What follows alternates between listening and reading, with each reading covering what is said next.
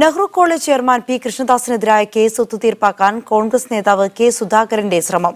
സുധാകരൻ ചർച്ചയ്ക്കെത്തിയ ബന്ധുവിന്റെ വീട് ഡിവൈഎഫ്ഐ പ്രവർത്തകർ വളഞ്ഞു.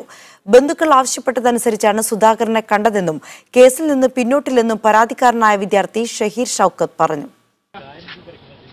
ചെർപ്പുളശ്ശേരി ടൗണിൽ തന്നെയുള്ള ബന്ധുവിന്റെ വീട്ടിലാണ് സുധാകരന്റെ സാന്നിധ്യത്തിൽ ചർച്ച നടന്നത്. പി കൃഷ്ണദാസിന്റെ സഹോദരനാണ് ഷഹീർ ഷൌക്കത്തും ബന്ധുക്കളുമായി ചർച്ചയ്ക്കെത്തിയത്.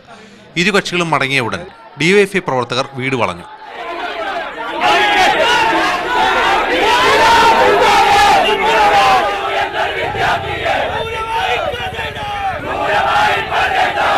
പോലീസ് എത്തിയ ശേഷമാണ് സുധാകരൻ പുറത്തിറങ്ങിയത്.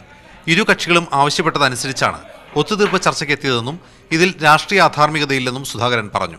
രണ്ടാളുകളും ആവശ്യപ്പെട്ടാൽ ഒരു മധ്യസ്ഥനാകുന്നതിൽ ഒരു തെറ്റുമില്ല. എനിക്ക് എന്റേതായ കൺസെപ്റ്റ് അതിൻ്റെ അകത്തുണ്ട്. നിങ്ങളുടെ കൺസെപ്റ്റ് ആവണം, എന്റെ കൺസെപ്റ്റ് ഒന്നൊന്നുമില്ല. ന്യായമെന്ന് തോന്നുന്ന ഒരു വസ്തുതക്ക് മുമ്പിൽ ഞാൻ എപ്പോഴും നോക്കും. അതിന് എനിക്ക് ആരുടെയും പിന്തുണ വേണ്ട. എന്നാൽ തന്റെ ചില ബന്ധുക്കൾ ആവശ്യപ്പെട്ടതനുസരിച്ചാണ് സുധാകരനെ പോയി കണ്ടതെന്നും കേസിൽ നിന്ന് പിന്മാറില്ലെന്ന നിലപാട് സുധാകരൻ അറിയിച്ചുവെന്നും പരാതിക്കാരനായ വിദ്യാർത്ഥി ഷഹീർ ഷൌക്കത്ത് അലി പറഞ്ഞു. കോംപ്രമൈസ് ആണോ എന്നൊന്നുമില്ല. എന്നെ വിളിച്ചിരുന്നു, ഒരു ചർച്ചയ്ക്ക് വിളിച്ചിരുന്നു. അപ്പോൾ സംഭവം സംസാരിക്കാൻ പോയി. അപ്പോൾ എൻ്റെ അടുത്തും ഞാൻ പോയില്ല പറഞ്ഞില്ല, എന്തെങ്കിലും പോകണം പറഞ്ഞു. സംസാരിച്ചു, അവിടെ പോയി കാര്യങ്ങൾ പറഞ്ഞു. ഇത്ര ഉണ്ടായത് മൊഴി മാറ്റാൻ പറ്റൂല എന്നും എല്ലാം കൃത്യമായിട്ട് അവിടെ പറഞ്ഞു. ലക്കിടി നെഹ്റു കോളേജിലെ വിദ്യാർത്ഥിയായിരുന്ന ഷഹീറിനെ കോളേജിലെ പണപ്പിരിവിനെ പറ്റി പരാതിപ്പെട്ടതിനെ തുടർന്ന് പാമ്പാടി നെഹ്റു കോളേജിലെത്തിച്ച് മർദ്ദിച്ചു എന്നാണ് കേസ്. കേസിൽ വടക്കാഞ്ചേരി കോടതി കൃഷ്ണദാസിനെ റിമാൻഡ് ചെയ്തിരുന്നു. പിന്നീട് ഹൈക്കോടതി ജാമ്യം അനുവദിച്ചു. മീഡിയ 1 പാലക്കാട്.